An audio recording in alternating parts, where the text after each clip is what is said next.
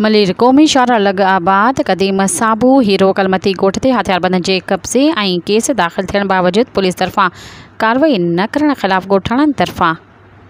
Malir court में दाख़िल करायल पटिशन जी ॿुधणी थी। ॿुधणी दौरान मुतासिर ॻोठाणा ऐं शेर मोहम्मद कलमती, हुसैन कलमती ॿिया अदालत में पेश थिया, जो त जवाबदार धुर अदालती हुकुमनि बावजूद गैर हाज़िर रही अदालत उन ते सख़्त कावड़ जो इज़हार कंदे पुलिस ऑफिसरनि ऐं जवाबदारनि खे ईंदड़ ॿुधणीअ ते पेश थियण जो हुकुम जारी कयो। मुतासिर धुर जो वकील एडवोकेट यासिन आज़ाद अदालत ॿाहिरां साफ़ियुनि सां ॻाल्हाईंदे चयो त पुलिस अदालती हुकुमनि जी भञ कड़ी करे रही आहे, जो त सिंध हाई कोर्ट तरफ़ां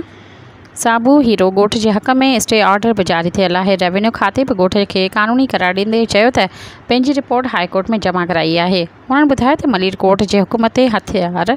बंद कब्ज़ागीरनि ख़िलाफ़ थाणे बिन क़ासिम ते FIR बि दाख़िल कई वई आहे, पर बिन क़ासिम पुलिस कब्ज़ा माफ़िया ख़िलाफ़ कार्रवाई करण बजाइ जवाबदारनि जी पुठ भराई करे रही आहे, जेको क़ानून ऐं अदालत जी तौहीन आहे। सब्सक्राइब कयो अवामी न्यूज़ HD खे ऐं ताज़ा तरीन ख़बरुनि लाइ ॾिसंदा रहो अवामी न्यूज़ HD।